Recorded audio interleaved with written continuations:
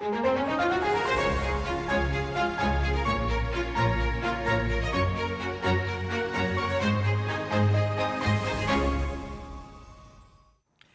welcome to another edition of Suzy's Las Vegas.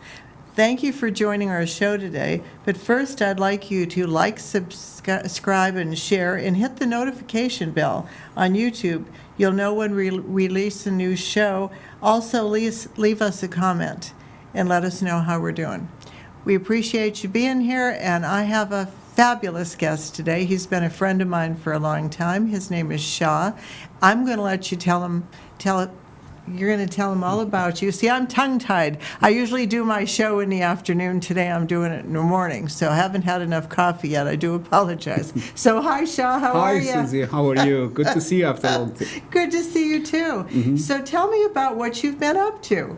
Well, it's been a while that I'm researching about some phenomena that's happening on Earth. It's my curiosity. I was just reading books, and eventually I collected some information that it looks like nobody has it. Oh, really? So I was so excited to put them together, and eventually I wrote a book, and I started publishing them one by one, the things that I found. Oh, wow. Well, how long have you been doing this?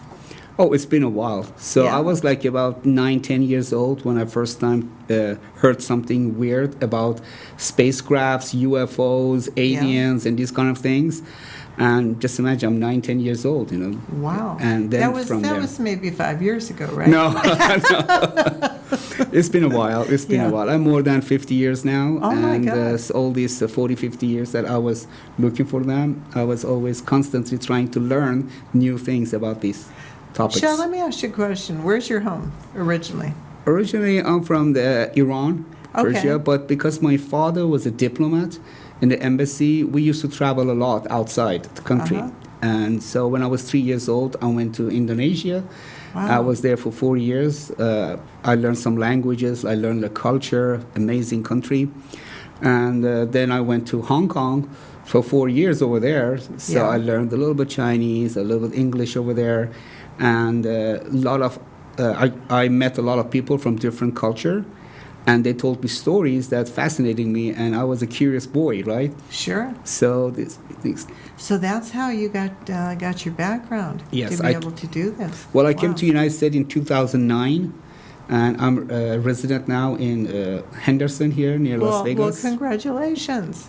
Thank you. So you're a Las Vegas native now. Yes, got my citizen and everything. Oh my God, that's wonderful.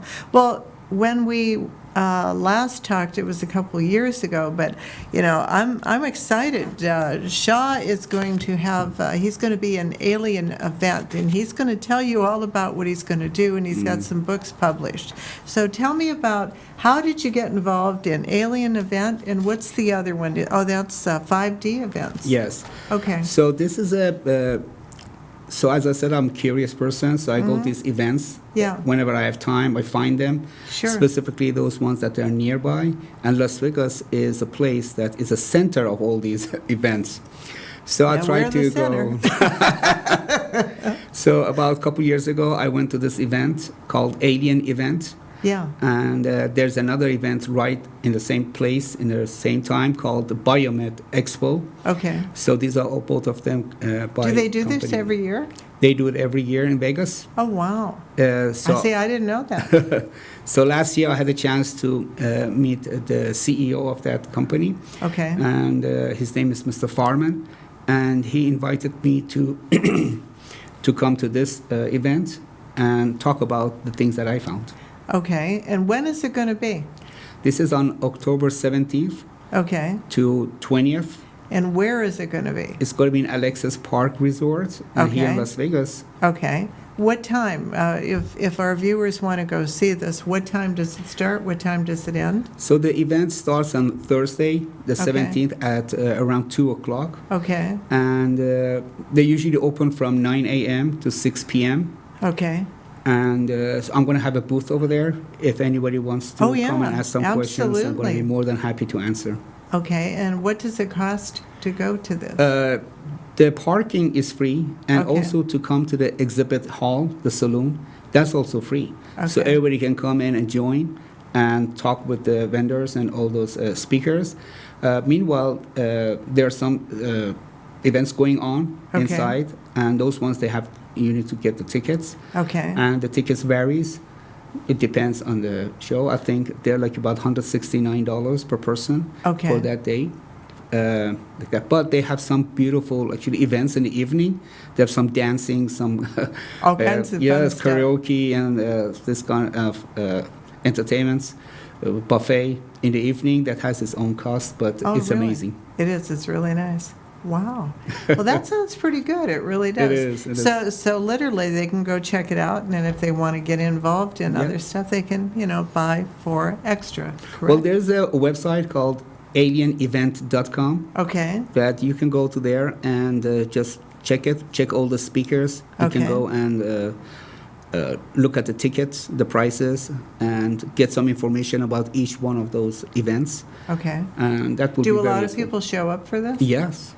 Last year over it the was world? packed. Yeah, I'll bet. It's international, so you have speakers from Canada, from other places that they're joining, and they have fascinating stories to talk about. Well, you have a fascinating story too. You've got 2 books that Shaw published. So tell us about your books, about the Square Shaw Square. Yeah. Yes. So since I'm from Middle East, I read a lot of stories and a lot of actually information. Collected a lot of information about some. Here's Shaw's book right here that we're talking about. And constructions the author, over there. Yeah. Okay. Thank you.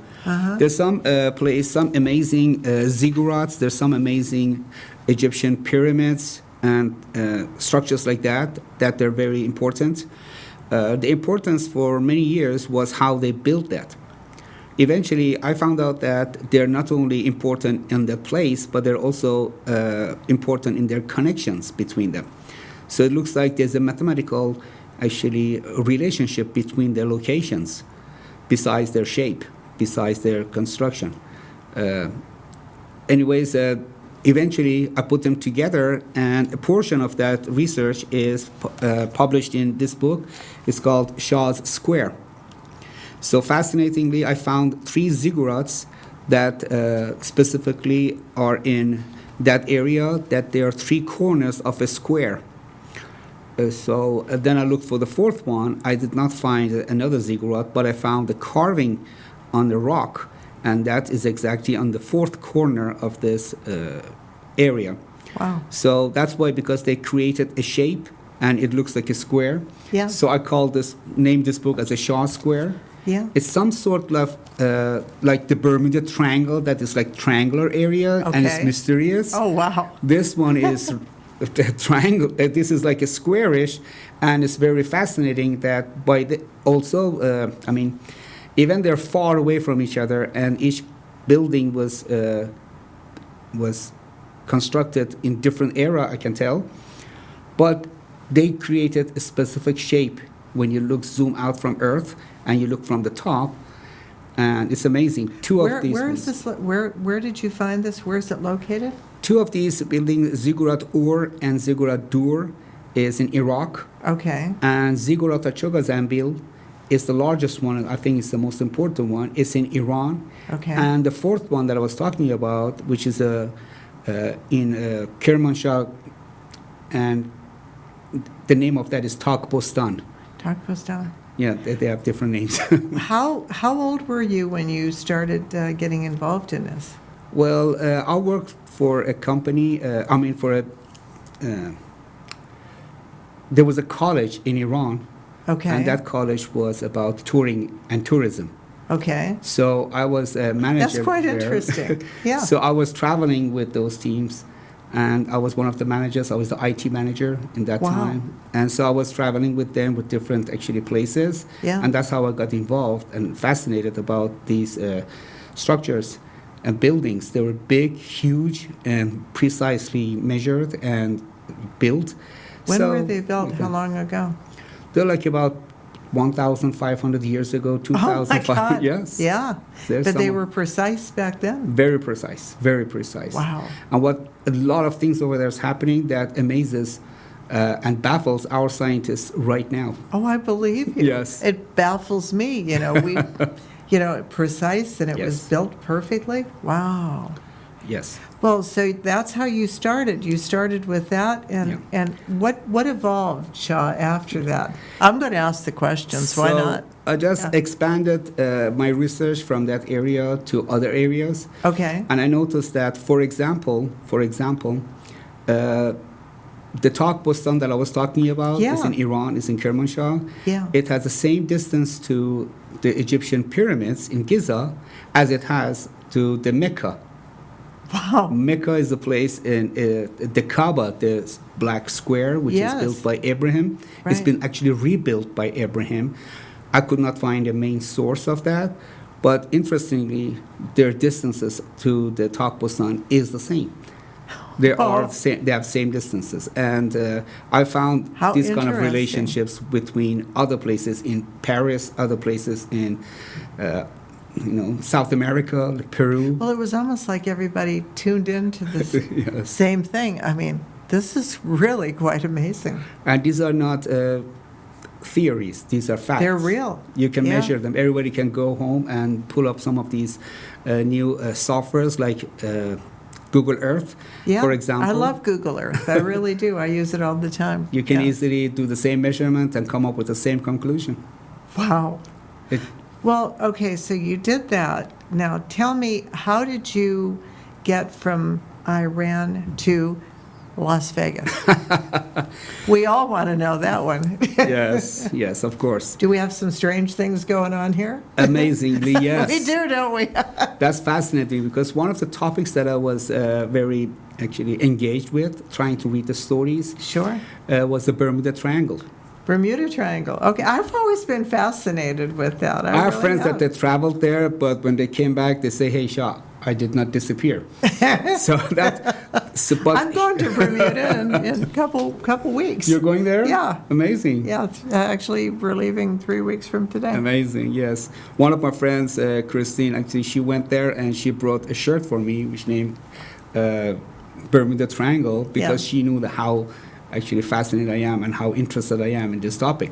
Yeah. The problem is, first of all, is that why some airplanes and ships disappear while others don't. Correct. Why? It's a That's very what big- your second book here. Yes. Okay.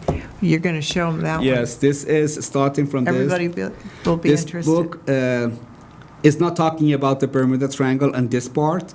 This is part one of Shah's mystic lines and areas. Okay, so I started from the land of United States. And the smallest area that is very actually spooky, I can say. Yeah. A lot of amazing things are happening there. It's called the Bridgewater Triangle. Okay. It's in the southern part of Massachusetts, and it's right by the city Boston. Boston is not involved, but it's near that. Near there. Yes, it's the eastern side of that. And this small area. Is it out in the water? No, it's not. It's not? It's not. Oh, I would think triangle. It's land. So if you're traveling in that area, you might confront with some amazing, actually spooky. So tell me setting. some of the things that have happened there. We all want to hear this. Well, I found some of them that much more interested than the other stories because I know exact time. It's been Right. released the exact time and exact location. Okay. So I have the coordinates and I have the time, right? Okay. So that's what it interested me. So I put of them course. down and I pinpointed on the map, and I started looking at them through the lens of geometry, and I found some relationships which really fascinate me. You know, in geometry, the most basic thing that I can tell is a line. Yes. You know, spot and a line. Correct.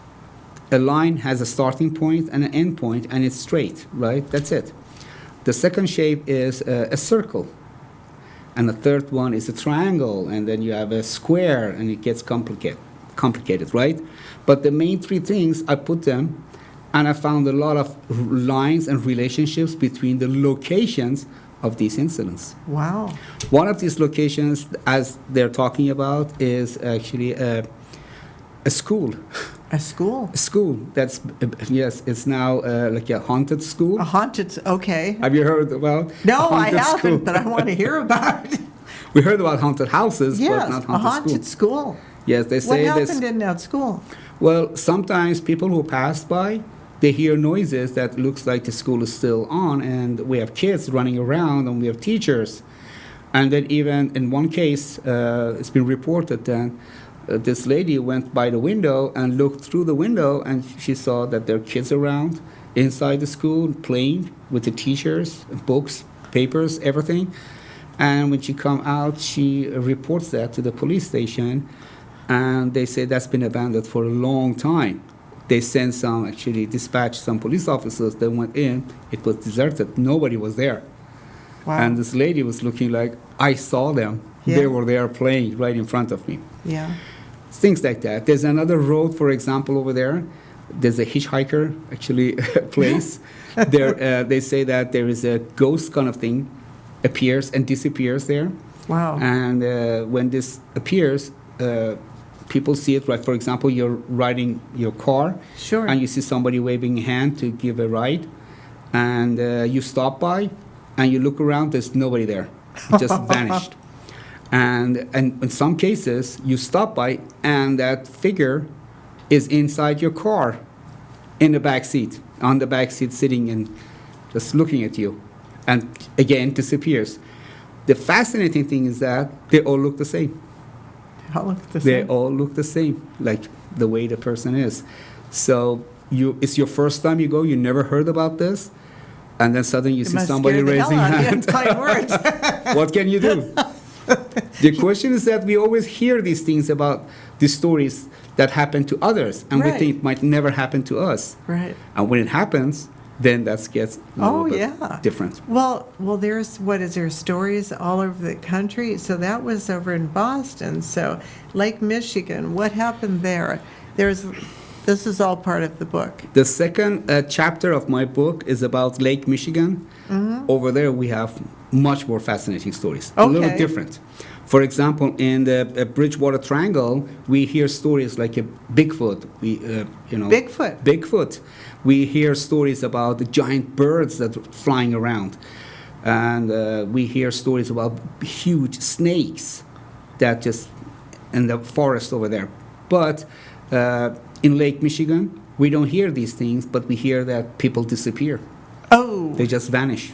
well, that might be just a tad worse, don't you think? One story that is very popular over there is this captain of in a ship Yeah. that they're traveling, and then he gets tired because of the trip, and he tells everybody that he's going to go to his cabin and take a nap. After 3 hours, just come and wake him up, because they're going to get close to the Right. border. So after 3 hours, one of these crew members goes over there, knocks the door. The door is locked from inside, and there's no passage to escape from that room. There's no other way. So it's locked from inside, but nobody's answering. So he keeps on knocking, and then they get worried. They break in, and as to their surprise, there's nobody there, not even the captain. Until today, they don't know what happened to the captain, and they have no clue. So did he Fall overboard? Did he? pass through the wall? Yeah. I don't know. Nobody knows. Wow. There's no escape path over there. They Okay. checked. It's a small cabin. That's one scenario. Okay. I'm sure that you don't want to be the next No. person to travel and get disappeared. Another one is this young boy. He's 23 years old, and he likes to ski. He's a student. Okay. So he goes near Lake Michigan in the, I believe it was the eastern part of that. Okay. And he goes to ski, right? Uh-huh. But he doesn't show up back home. He doesn't So come back home. He doesn't come back home, and they get worried. They go with all the search that they did. They only found a few actually personal items and a little bit footprint that just goes nowhere and just disappeared. That's it. They did a huge search. They didn't find him. So after weeks, they announced him deceased and dead, and they get a ceremony, everything. The family was so upset and mourn and things like that. After a year after, even more than a year, about 14 and a half months later, this boy just suddenly wakes up on his grass. His I'm- face was on the grass. He just wakes up, and the last thing he knows that he was skiing. So he was skiing, and suddenly he's on the grass in a park, 700 kilometers away. It's about, if I'm not wrong, it's about 660 miles away. That's about 440 days away. He doesn't remember anything in this time. Wow. What happened? Oh my God. How he got there? And so, This is a interestingly, page turner. You're going to keep reading this book, aren't you? believe me, my friends could not put it down. The No. book. So he found himself in that city, but when he asked, he was so surprised. He had never and been there before. He had been there. It was his father's actually city.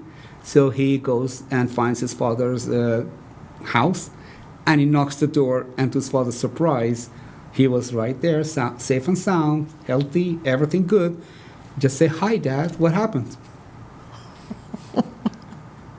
This is another story. So let me give you another one. You're dabbling in the unknown, aren't you? Yes. If something happens to you, then we'll know one of these people got mad about you telling all this. Let me tell you one more story. We all heard about this unfortunate flight, the Yeah. Malaysian Yes. MH370. That's in Correct. Malaysia. Yeah. So What this happened flight there? just suddenly disappeared, right? Yes. Did you know that we have such a thing in the United States? No, Oh my God. we do. Flight 2501. This was flying in a very normal day in this Lake Michigan, and Okay. right about an hour before he lands, he just radios and that, hey, everything is good. The clock is like about 1 a.m. To be precise, it's 1:13 a.m. and he will land in like few minutes or few hours, whatever, 1 hour. And that's it. That was the last time they heard about this The airplane. plane disappeared. Completely disappeared. And without any trace, with all the effort that they did, searched the whole area. Until today, they didn't find nothing. 58 passengers about They disappeared. disappeared. And they stopped talking about it. I don't know why. Nobody's searching. That's in that area. Anyways, a lot of mysterious things are happening. Let me tell you one thing in common between these two. Okay. Both of them happen in 1 a.m. at the same time. 1 a.m. Both of them. 1 a.m. in the morning. So, 1 a.m. in the morning, both of them. Malaysia Airlines. I'm going to be sound asleep, and I'm going to pull the covers over my head, and I know where I'm going to be. I'm going to be in bed. at So 1 if you're a.m. traveling next time and Yeah. your flight somewhere is traveling and during the time it's going to be 1 a.m. and you're in the sky, start praying probably.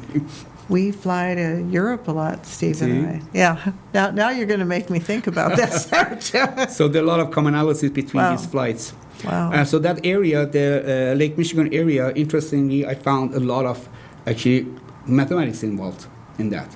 So people, not me, people assigned three cities that most of the incidents are happening inside that triangle. Yeah. But when I pinpointed on the map, I found other dots that are outside of that. So with mathematics, I started to look at them, and I found fascinating information and Wow. relationships between them that they're like, one of the most actually disastrous flights was in that area. Really? It's in Michigan. And the airplane, right at the moment that it was going to take off, it crashed down. And it killed all the passengers. That was a very disastrous, actually, event that happened over there. Wow. And that location is one of the locations that's been actually pinpointed, and I found relations in between. Amazing. Wow. The third one that is in my book, which is the most exciting one, is the Nevada Triangle. Yeah, that's the one. Okay, now we're going to talk. Now we're going to talk. Oh my God. I know you're going to talk about Yeah. this. Nevada Triangle is the area that they say a lot of mysterious things happen. This is the largest area in the United States land, in the mainland, I mean. We have Okay. other areas like Alaska Triangle, we have Bermuda Triangle, but they're not on the mainland. These three that I'm talking about, the Bridgewater Triangle, Lake Michigan Triangle, and the Nevada Triangle, are on this land. So it starts from Las Vegas, North Las Vegas, luckily. Okay, good.